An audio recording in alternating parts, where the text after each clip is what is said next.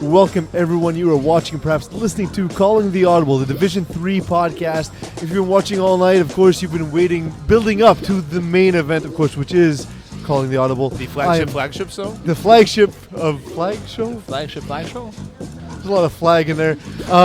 I am Piz Del Riz, the technical director of this show, of course, is the Eagle at Master Control. You can follow him at Eagle FPF or all the way to his home. He gets very intimidated. The producer for the show is GM Colethris. You can follow him at GM Cole44. And Simon Dagenet, the company man himself, at Dagenet FPF is where he can be found. Simon, say hi to the good people. What's up? I am, of course, Peas, and I can be followed at PeasFPF. We are actually in the Sporteria Cage. If you don't have a jersey yet this season, take a ghost ride down to Sporteria Cage and order yourself a new uniform. Ghost Rider, Nicolas Cage. Like pick up a motorcycle and burn the streets down? Yes, Awesome. in ghostly fashion. Guys, has the division started to look like you thought it would? Mention some specific teams or players doing as well or as poorly as you expected, or talk about players or teams that have surprised you. Simon, what do you think? I've listed 3 teams that impressed me and 3 teams that disappointed me this season. I'll start with the ones that disappoint because it's more fun. Oh, yeah. The first one that disappoints me is Les Exist. I didn't expect them to start 0-2. Well, they played one game without Hugo Henderson as well, which they tend to do often. Yeah, I was going to say, how is this a disappointment? This is kind of par for the course by now. Well, I'm not saying I wasn't speaking about Henderson. I was speaking in general. Like this team losing 2 games in a row, I didn't expect that. They'll win their last 5 and get the last playoff seed like they always do. And then not show up. And then not show up for the playoffs, yeah. I don't know. I wasn't expecting them to fall 0-2 in this division. I thought they were like one of the good teams. I was expecting to be 1-1 at this point. They're 0-2. If there's one team that really disappointed me so far, it would be them. Pastor Prime was simply not been up to the competition in Div 3. They feel like they're out of the depth. And last but not least, Les Badets. They won Div 3 last winter. But they don't have the same quarterback. Another one of those, like, how does this surprise you? It's the same team. They just have a different quarterback. Again, they just made a change to the most important they position. just went from the best quarterback they've ever had in the franchise to arguably the weakest quarterback they've ever had in the franchise. They also have similarly the same defense. But it's an offensive league. You need to score points. Yes, but they made the change themselves. So Top Gun is no Freddie Dupes. No. That's not what I'm saying. I'm saying like I expect them to be better. Both awesome nicknames though. They made the change themselves. Like they decided to go with him. So they should have went with somebody that can win football games for them. GM, what do you think of the division so far? I'm going to go with teams, I guess, that we've kind of perceived as kind of par for the course right now. Lassos, if you're going 3 games without your starting quarterback, you're going to probably lose 3 games in a division that is close. And we'll touch on Lassos actually a little bit later in the show as well. I'm mostly the one that surprises me a little bit more is the Triple Sixers. Mm-hmm. This is a team that's been absent for 3 years. And still came back firing on all cylinders, and they're going 2-0 against not the toughest competition to begin with. Though. Absolutely, but so we'll see how it works out for the rest of the season. But they've looked as good as possible, and they don't set their own schedule, so that you can't hold that against them. I also like jump mans or jump men, I guess. No, prefer jump mans. There's an S. You got to go with it. Okay, I like jump mans. The fact that they've moved up from 4 to 3 and have still maintained that level of competition, and they're still starting as well as they did the last time. That definitely surprised me. Yeah, no, they've done a great job. Simon, who's impressed you so far? You talk about who's been the deceiving teams, but who's the 3 that impressed me? I have to go with Jumpmans too. I didn't expect them to be putting up so many points every week. It's incredible. Before GM freaks out, I would say Wolfpack. I didn't expect Wolfpack to lose games. I'm just saying like they've been really destroying everybody they've been playing against. And I think Wolfpack is impressing me because they're so much better than I expected them to be, although expecting them to be good. So that speaks for itself. Fair. And the last but not least, Ballbusters. I didn't expect Ballbusters to start 2-0 with such a... The core is basically STL from last season, except they added Brent Calendar, they added Carmine Police, and now they're steamrolling through competition, and they're playing really well. Absolutely, and speaking of Ballbusters, speaking to Ballbusters as well. Oh. But speaking of Ballbusters, Ballbusters took on 2.5 Dans. They win this game 34-26. They win despite Dylan Taylor throwing 3 interceptions. They sit at 2-0. Now, Simon, you're telling me that you're impressed by them, but do you really consider them a top-tier team, or do you think this is more a product of the teams they played against? I think it's a bit of both. I think I've seen Dylan Safe Taylor. answer. Way to sit on the fence. I know, thank you. I score kept that game. I was there. Dylan Taylor played horribly in the first half. He threw the 3 picks in the first half. It was he wasn't comfortable in the pocket. The rush was getting to him. He was making poor reads, poor throws. And then he adjusted, and I think he threw 5 touchdowns in the second half. Or, 5 touchdowns at the end of the game. He really stepped it up and put the game to bed. And the way Ballbusters handled themselves in the second half shows that they can actually keep up with any given competition, and that shows that they're really a good Div 3 team. What's happening to your voice right now? There's some I think it's the mic. Repuberty happening? I think it's the mic. It's not me. Is repuberty a Because thing? I'm hearing myself in the headphones, and this is not my voice. Okay, fair. 2.5 Dans have they had many outsiders thinking of them as cannon fodder. Instead, I consider them to be exactly this: that they're going to win games that you don't expect. They're going to surprise a lot of teams in Division 3, but then lose the next week and end up at about a 500 record, in my opinion. That's fair enough. He's a We spoke a little bit about before. They the death blow. Absolutely. for the Sauce, yes, because nobody. I would say it's. Absolutely. Moose escaped this. Dark Moose escaped this one with it being a tie game late. Morris had completed a long 4th and 10 to John Lewis to keep the drive going. Morris has been known to have these moments. Will this be his downfall this season, or will he be able to continuously deliver in crucial moments as the season wears on? I'm obviously staying out of this. He's got the weapons in order to do so, and if this is his style of play, you might as well have it with players like Laristis and then you switch the question around so it wouldn't work out. Well, no, I'm saying, will it be his downfall or yes, not? I think that's going to be Fred's downfall. If he doesn't fix this, it's going to be his downfall this season again. Right. Are Lazy just a victim of their schedule? Are they a strong team with a tough schedule, or are they a team that we overrate season after season? No, they're a strong team with a tough schedule. I have a Although feeling we GM's going do- to disagree, so we'll go to GM after your take. But go ahead. So you finish yours, Simon. I was going to say, they have a tough schedule, although we do overestimate them every season, saying, these guys are fucking the best. They're not the best, but I think their schedule is very tough. And by that, you mean they're sleeping with the best, right? Well, I haven't seen the fucking girlfriends. the best. so- I caught that. They're very good, but the victim, Uzists are the victim of themselves. True. They're good, but they never put their best foot forward. They never put themselves in situations where they can win because they don't show up with a consistent roster week in, week out. They don't have their quarterback. They barely have 6 guys throughout the season. I think their average players per game is 7. I think this is why Jim's an analyst. He makes good points. Yeah, absolutely. And he'll probably continue to make good points as the podcast goes on. But we'll talk about who's good and who are the top 5 quarterbacks in the division when we come back from break. And we'll see if Fred Morissette, if Hugo Henderson, the 2 quarterbacks from that game make that top 5 list. You're getting good at segments. That's Right. segues. That's right. Writing them as well.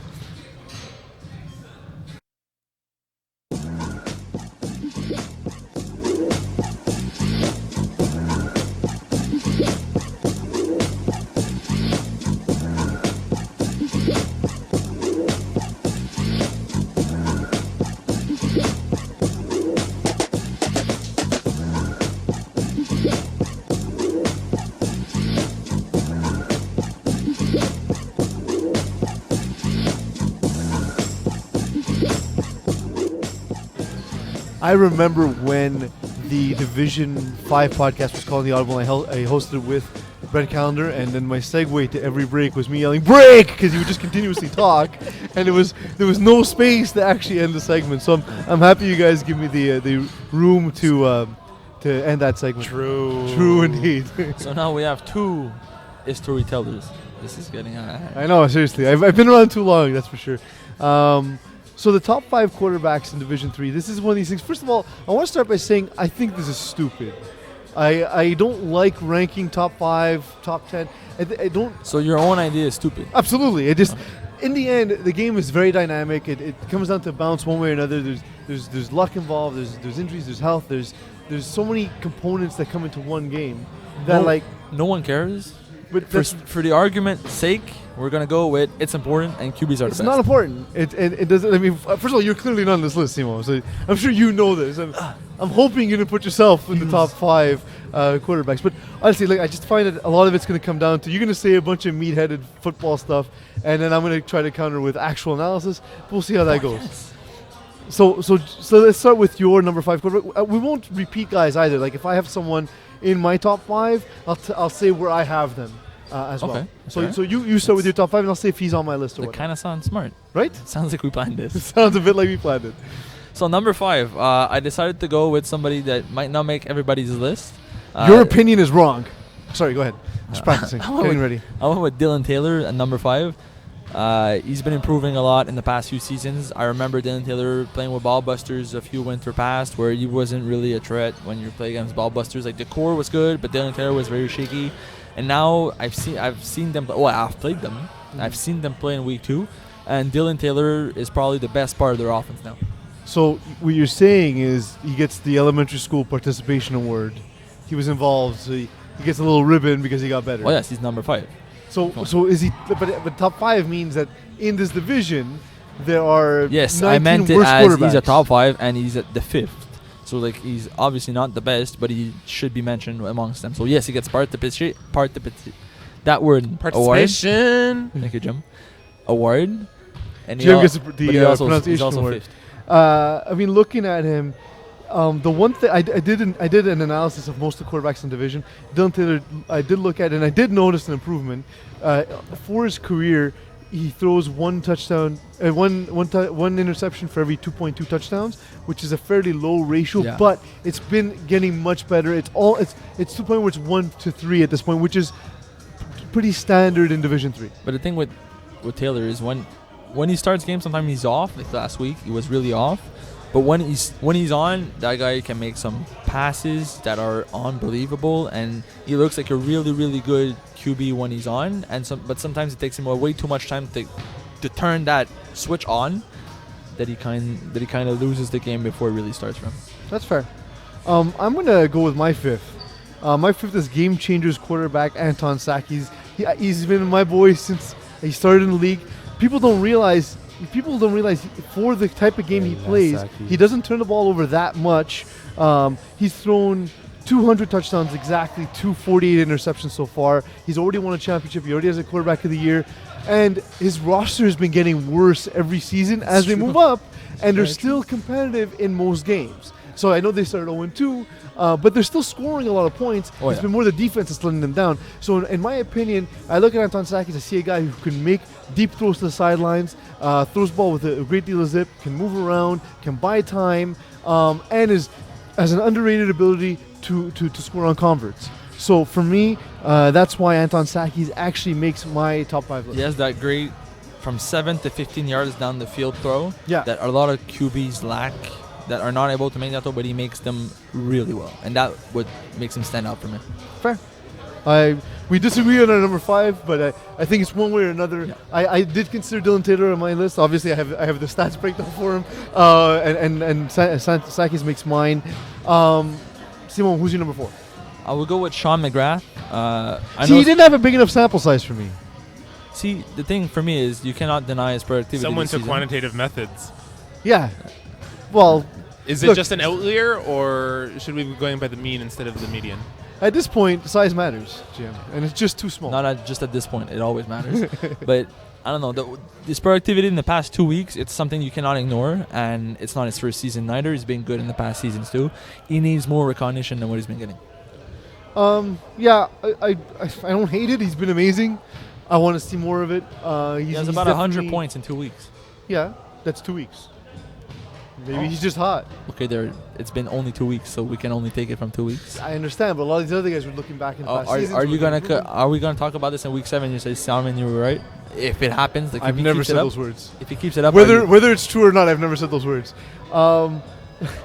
If I look at my number 4, I think it's someone who might appear on your list a bit higher. For me, it's Kareem Shoal. He's a guy I didn't think I'd put on my list because I thought because you thought that old FPF didn't matter. That and because he's getting older. And good point, Jim. And the thing is that he's actually been consistent from back when he started playing till now. I still think that there's moments where, you know what I mean? Like he doesn't. Be honest. He's had shitty seasons with teams that were not named 666ers. That's it. Like with certified fly guys, not amazing. So it is a bit of a product of the system, but who cares? Because you play for that system, and you're in charge of running that system. The thing I like about Kareem Shawal is he makes different types of throws well. So, for example, he can throw a deep ball that's a dart. He can float it in between coverage. He can throw a short pass with touch. He can throw a short pass with zip. He has a large repertoire of throws, and a lot of times he has the rusher bearing in on him, throws from a lot of different platforms, and is able to get the ball to his receiver. So for me, Kareem Shawal makes my list. He's a guy I didn't expect to put up on my list. I'm pretty sure he'll be up on yours at some point, but for me, he makes an appearance as my number 4 quarterback. And he has a championship and a quarterback of the year as well. I won't play spoilers, so I will not say if he's on my list higher or All not. right, cool, fair. Who's your number 3? I have your boy, Frédéric Morissette, from Moose, Fair. Dart Moose, whatever it is now, Batman team. Frédéric Morissette is not known in the higher divisions, but he's an amazing quarterback. He makes great reads, he moves well, and he throws amazing football. Except the only thing is sometimes, like anybody, he's not all the time, but he never... a human fact. This is to it quarterback-wise because of like a consistently high completion percentage. Oh, yeah. Career. That's his thing. I think currently right now He's he's at in the 62%. high 70s. I think he's at 77% completion ratio this That's his- season. He's at 62% in his career. And for me, the one stat I really like when I look at quarterbacks is touchdowns and interceptions. He's at he throws an interception for every 6.8 interceptions. Sorry, 6.8 touchdowns. It's by far the most That's in Division naughty. 3. It's almost it's more than two. It's 2 more touchdowns than his next highest competition. That's naughty. What do you expect out of your girlfriend?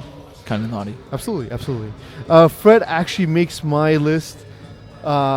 People would think I would list him as my number 1. Actually, hope by the way, not. at the field this week, some guy came up to me and said, "Hey, you're that guy who plays with Morissette." So I think that's what I've become in my life now. Interesting. So I don't know if that's a low light or a You're highlight. not the of my guy life. from the podcast. Or you're No, not I'm the guy guy who who writes plays article. with You're the Fred. guy- But the thing is, for me, just in terms of absolute accuracy, in terms of unexpected athleticism, ability to make different kinds of throws again, and play calling. He calls plays where there's 3 guys open all the time, and the thing is that I don't think this is everything, but I think this does play into part of the analysis. He hasn't won a championship yet, despite having won 2 quarterbacks of the years. So I mean, that does weigh somewhat. Although I'm not one of those guys who weighs it completely. That he's a choker and so on and so forth. Because lots of guys don't win a championship until they win a championship, and then you can't use that argument. I've played him a few times in my FBF career, and he's the kind of guy I hate to play against. How's your record? And I don't against even. How's your record? I Against have not beat Fred Morissette yet. Fred? Yeah. 0-3. So we'll move on. He's second on my list, actually, not first. So he's actually second on He's my list. third on mine, obviously. Yeah. Go ahead. You're number 2. My number 2 is our now colleague James Loriani. He's moved up divisions. Now he throws in D2 as well. Mm-hmm. He's been a proven champion. He's won in multiple divisions. He's won multiple awards. I don't need to flatter his ego any more than I just did. He wins football games. It's not always the flashiest Wins style, football but games because it's because one guy it winning comes a football down to game. quarterbacks. Sure, And roster composition has honestly, nothing to do with it. James plays really well all across the board, and he's a very underestimated quarterback, and I think he needs more recognition at this point. To be honest, I actually, and it's going to pay me to say it, I have him as my number 1 quarterback.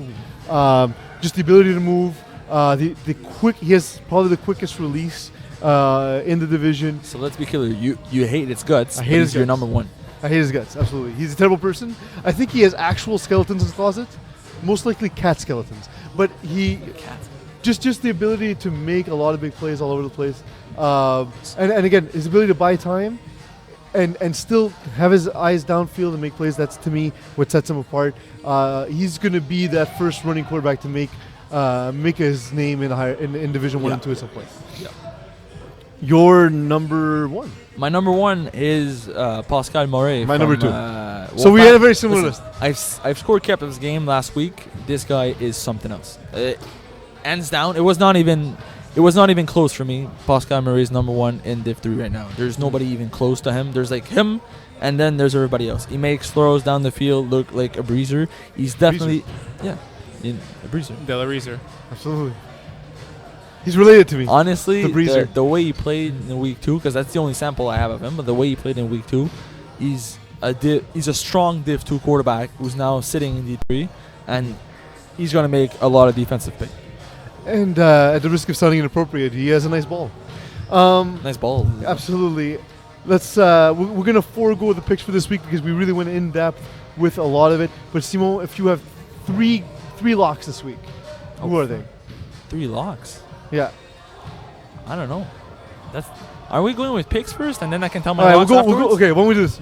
We'll just do the quick picks really quickly. We won't go into analysis because we give a lot of analysis in the quarterback section. So just your pick, okay? So I have Division 2 in front of me, so I am going to stall. Dirty Dogs, Wolfpack. Wolfpack. And GM, who do you choose? I think I take Wolfpack as well. My internet, the internet's in this We building. have so Bulb. slow, Okay, so so you'll then have to how go. about I list them off for you guys since I'm the producer after all, and you guys make your picks. Go ahead. I like that. Ballbusters, Past Our Prime. Ballbusters. Ballbusters. Nuggets, Predators. Preds. I One want word. to. I want to. All right, Predators. OTF, Mongoose. Mongoose. I believe it's French for my goose. This is an interesting one. Triple Sixers, The Brotherhood. The Brotherhood, because I know that I have inside knowledge on them. Triple Sixers, because I don't think it'll matter. Buddies, Killer Instinct. KI. Killer Instinct. Snatchers, Grip and Rip. Consensus, Grip and Rip. Grip and rip. Simone, Grip and Rip. Ouch. Yes. Yeah. Okay, awesome. Fun Boys, Dark Moose Returns. I will not pick this game. Well, I just picked mine. All right, I picked Dark Moose Returns because Okay. that's what I do. Against Fun Boys? Yeah, Dark Moose. No Merc- offense to Fun Boys. Baby. Mercenaries, 2.5 Dans. 2.5 dance. The Dans. We had some O's in the background over that pick. Everyone heard I it. know. Exciting. BD Bandits, Lassos. BD Bandits. Stereo. FOE, Laval's BD Finest. Bandit. As well. Any final thoughts, gentlemen? Well, if we're going with my locks I of said the week, gentlemen, so I was clearly referring to GM. Any final thoughts? Yeah. I guess I need to be calling the games from now on if your internet connection is going to be suspect. Pretty terrible, right? well, it makes for better production Eags, as well. another gentleman. Final thoughts. He says, "Go Ravens," and we'll talk a little bit about the table of terror as I'm signing off. Simon Dagenet, your final thoughts. Well, you asked for a pick lock of the week, so I'm going with Wolfpack over Dirty Dogs. That'll be interesting.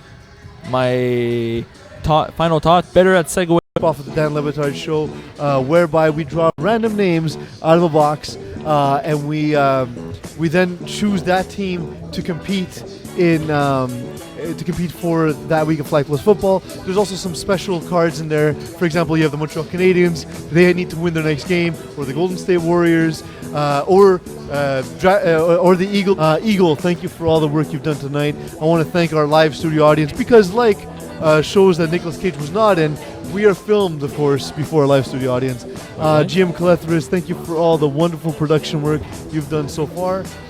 Simon, thank you for showing up. It's a surprise to me every week. And most of all, thank you all for letting me be myself.